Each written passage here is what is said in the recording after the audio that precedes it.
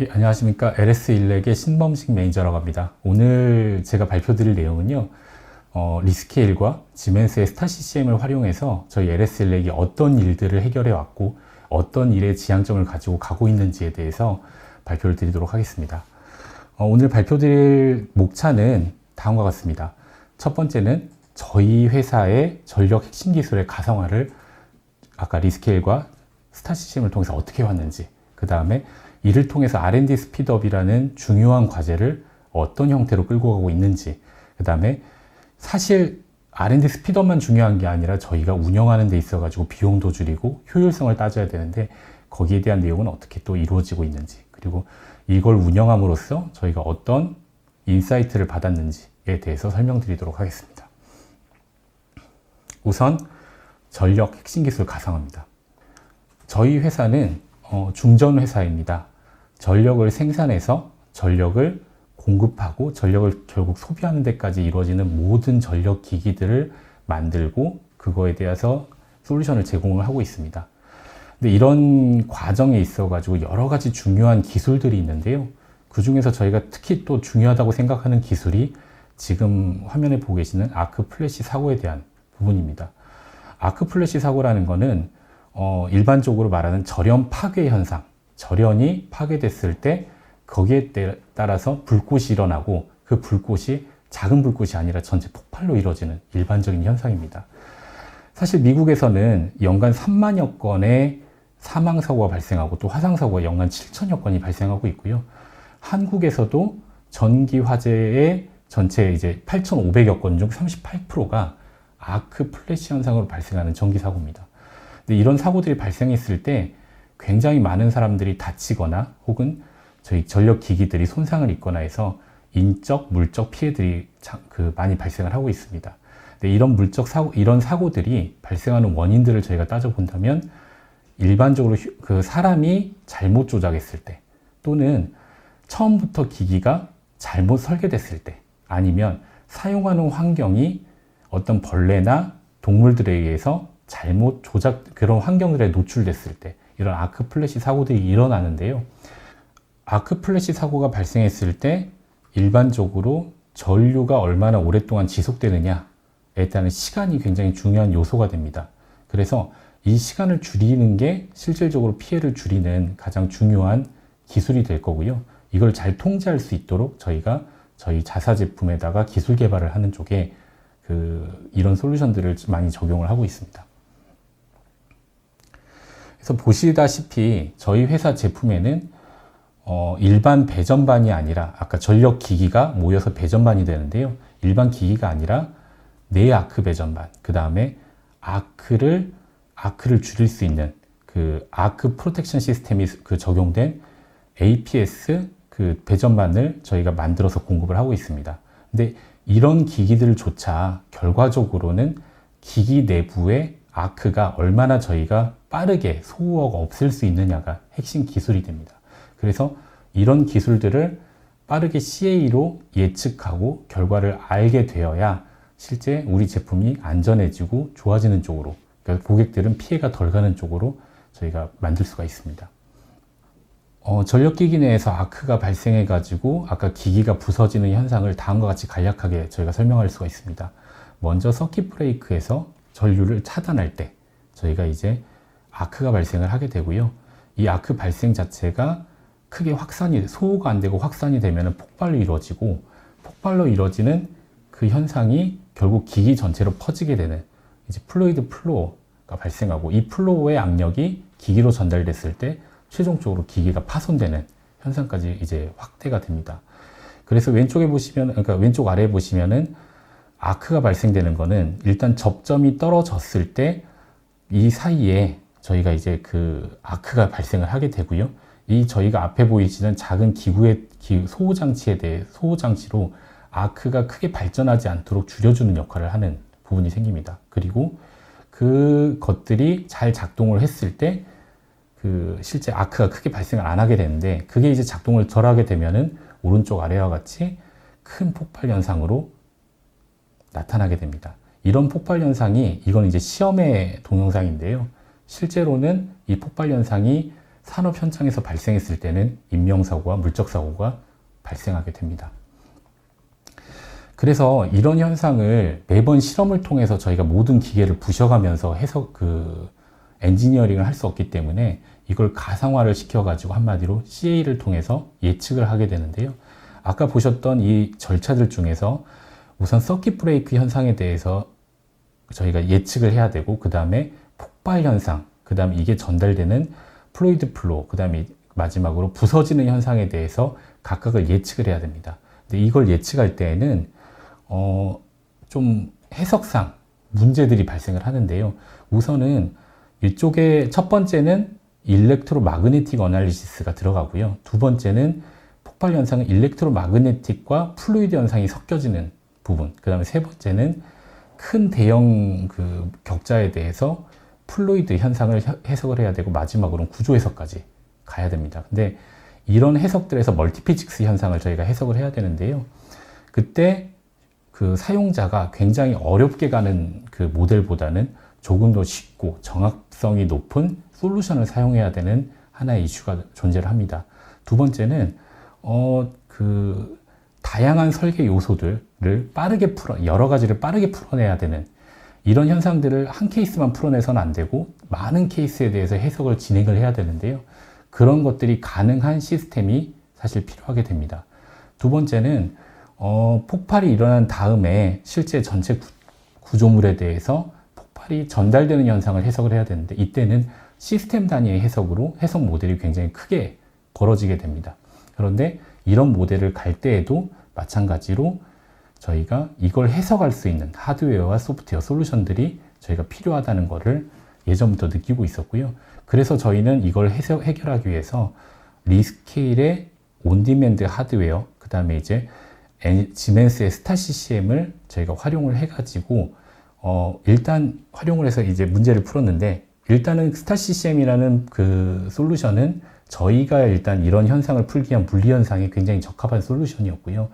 그 다음에 다중 설계, 말 그대로 많은 설계 요소들을 풀어내기 위해서 하드웨어 요소들이 리스케일을 이용해 가지고 굉장히 빠르게 풀 수가 있었습니다.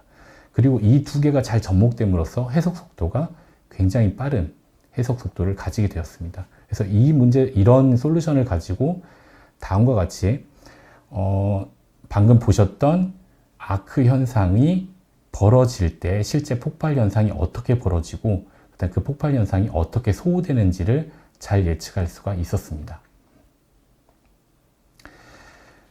그런데 이제 이런 아까 솔루션을 이용해 가지고 해석을 잘했다, 이런 한 케이스를 잘했다가 아니라 실제로는 이걸 가지고 현업에 적용해서, 실제 설계에 적용해서 우리 제품을 빠르게 개선해 나갈 수 있어야 됩니다. 그러기 위해서는 이런 솔루션을 가지고 얼마나 빠르게 R&D 스피드업을 할 수 있느냐가 관건이 되겠는데요.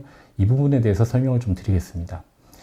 저희가 과거에 해석했을 때는 해석 자원이 부족하다든가, 그 다음에 해석을 하는 라이센스가 부족했기 때문에 해석을 빠르게 진행을 못 해왔었습니다. 그렇기 때문에 최초의 목적했었던 컨셉을 가졌던 모델에 대해서 해석 결과를 원하는 수준까지를 도달을 못하고 피지컬 프로토타입을 만들어내는 경우가 많았었습니다. 그래서 실제로 피지컬 프로토타입을 만들고 테스트를 했을 때에는 원하는 성능이 나오지 않아서 다시 해석을 하는 경우가 많았었는데요. 저희가 지금 리스케일의 강력한 자원과 그 다음에 스타 CCM의 솔루션을 가지고 굉장히 빠른 해석들을 진행할 수 있었기 때문에 지금은 컨셉에 우리가 목적한 성능을 빠른 해석을 통해서 도달을 해왔고요. 결과적으로는 피지컬 프로토타입을 만들기 전에 원하는 성능을 예측해낼 수가 있었습니다. 이 얘기를 잠깐 도표로 다시 설명을 드리면요. 과거에 하나의 케이스를 프리에서 솔빙, 포스트까지의 하나의 케이스에 걸린 시간 동안, 이게 하나에 걸린 시간이었다면은 지금은 해석을 병렬화시키고 그 다음에 단일 해석조차도 많은 자원을 투입을 해서 빠르게 해석할 수 있었기 때문에 같은 시간에 많은 케이스 스터디를 통해 가지고 저희가 해석 결과를 얻어낼 수 있었고요. 아까 조금 전에 보셨던 이러한 애자일한 해석을 할 수가 있게 되었습니다. 그리고 향후에는 저희가 지금 지향하고 있는 바는 단지 해석 케이스를 늘리는 것도 하나의 낭비 요소로 보고요. 이거를 AI를 통한 최적화를 통해 가지고 많은 해석을 중간 리뷰가 최소화시킨 상태에서 결과를 얻어가는 방향 쪽으로 그런 해석들을 지향을 하려고 합니다. 그런데 이런 해석들이 아까 좀 전에 보셨듯이 해석의 케이스가 늘어나다 보면은 결과적으로 비용이 늘어나는 현상들이 발생을 합니다. 그러면 이런 현상을 어떻게 하면은 잘 컨트롤해서 비용을 최적화해서 운영할 수 있느냐가 또 중요한 요소 중에 하나입니다. 그래서 말씀드릴 내용은 R&D 운영 효율화에 대해서 말씀드리겠습니다. CA의 운영 효율화를 위해서는 1차적으로 가장 쉽게 드릴 수 있는 것은 CA의 비용 효율화입니다. 그리고 이 비용 효율화라는 것 자체는 결국 CA를 하기 위한 하드웨어와 소프트웨어, 투자 또는 비용의 효율화를 어떻게 만들어갈 거냐에 대한 이슈가 있습니다. 그래서 저희는 과거에는 라이센스를 카피 단위로 투자하고 하드웨어도 기존에 가지고 있는 장비를 어떻게 하면 조금 더 늘렸을까 정도에서 저희가 고민을 해왔다면은 지금은 라이센스는 사용한 만큼 비용을 내겠고 그 다음에 하드웨어는 무제한에 가까운 하드웨어를 저희가 공급받는다면은 많은 케이스를 동시에 해석할 수 있지 않을까라는 방향으로 접근해 왔습니다. 그래서 밑에 보시는 그래프는 실제 저희가 18년도부터 작년도까지 라이센스를 운영한 현황입니다. 여기서 보실 수 있는 거는 업무가 굉장히 많이 몰릴 때는 굉장히 높은 사용량을 보이고 업무가 굉장히 적을 때는 거의 없는 사용률을 보이게 됩니다. 그래서 평균적으로는 한 달에 약 1600시간 정도의 라이센스 사용량을 보이게 되고요. 최대로 보게 된다면 약 7500시간 정도의 7300시간 정도의 라이센스 사용량을 보이게 되는데요. 저희가 이거를 카피 단위로 투자하거나 워크스테이션 투자 단위로 했을 경우에는 실질적으로는 해석 속도가 약 4배에서 5배 정도 낮아지게 될 거기 때문에 실제로 한 달에 1600시간이면 해결될 문제를 약 8200시간 정도를 소요를 해야지 이 문제가 해결되는 걸로 저희가 환산해 볼 수도 있고요. 이런 문제를 그럼에도 불구하고 로컬에서 아까 카피 단위의 투자와 실질적인 워크스테이션 투자를 통해 가지고 진짜 이 문제를 굳이 해결하겠다고 한다면 라이센스로는 최대 33카피가 동시에 지원돼야 되기 때문에 실질적으로는 운영할 수 없는 결과를 얻게 됩니다. 그래서 저희가 이런 문제를 소프트웨어적으로는 사용한 만큼 비용을 지급하는 방식을 통해 가지고 스케일러블하게 운영할 수가 있었고요. 하드웨어도 스케일러블하게 운영하게 되는데 이 문제에 대해서 그러면 비용 문제를 어떻게 해결했냐는 다음 페이지와 같이 할 수가 있습니다. 리스케일에서는 두 가지 타입의 운영 방식을 제안을 합니다. 첫 번째는 온디맨드 프로 방식, 그 다음에 두 번째는 온디맨드 방식인데요. 온디맨드 프로 방식은 정상적으로 코어를 비용을 내고 저희가 사용하는 방식이고, 두 번째 온디맨드 방식은 공급사의 유유 자원을 굉장히 저렴하게 사용하는 방식입니다. 대신에 두 번째 방식의 가장 문제점은 저희가 자원을 회수당할 수 있는 단점은 있거든요. 하지만 비용 자체가 정상 비용이 약 한 4분의 1 정도 가격으로 저희가 사용할 수 있기 때문에 잘만 조합해서 쓰게 된다면 굉장히 저렴한 방식으로 스케일러블하게 운용할 수 있는 그런 효과를 얻을 수가 있습니다. 그래서 앞에서 말씀드렸다시피 라이센스는 무제한에 가까운 POD 라이센스, 그 다음에 리스케일의 온디맨드 스팟 인스턴스를 쓰는 온디맨드 방식을 잘 조합해 가지고 저희가 앞에 보셨던 다양한 문제를 해결하고 애자일한 해석들을 구현해낼 수가 있었습니다. 예, 결론적으로 저희가 이런 방식들을 운영함에 있어 가지고 좀 리뷰를 좀 드리도록 하겠습니다. 첫 번째는 사용자의 경험이 많이 증가를 했다라는 측면에서 좀 말씀을 드리겠는데요. 사용자가 해석을 하기 위한 자원이 무제한으로 공급될 수 있기 때문에 결국 해석을 과거에는 제한된 범위, 그러니까 설계가 끝나면 해석을 한다는 범위에서 이제는 언제나 이 해석을 적용해서 빠르게 문제를 풀어낼 수 있다는 사용자의 경험이 축적이 좀 되었습니다. 두 번째는 해석 모델 자체가 과거에는 내 워크스테이션, 내 클러스터 안에서 해석할 수 있는 범위 안에서만 저희가 진행이 됐었는데요. 이제는 그러한 문제들이 더 큰 시스템 단위까지 통합해서 운영할 수 있도록 저희가 사용자 경험들이 증가를 하고 있다. 그렇기 때문에 사용자들의 생각도 많이 바뀌고 있다는 겁니다.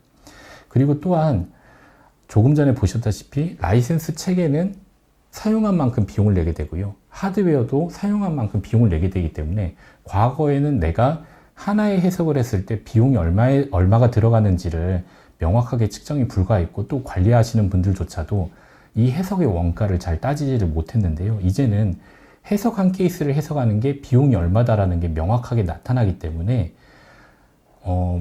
우리가 시험을 통해서 문제점이 발견돼서 시험 실패 비용과 실제 해석의 비용들을 뭐가 더 나은 건지를 비교해서 더 좋은 방향 쪽으로 해석을 진행할 수도 있더라라는 사용자 경험들, 관리적 경험들이 또 증가를 하게 되었습니다. 근데 이제 이걸 통해 가지고 또 제가 느낀 점이 마지막 하나, 운영자적 관점에서의 내용인데요.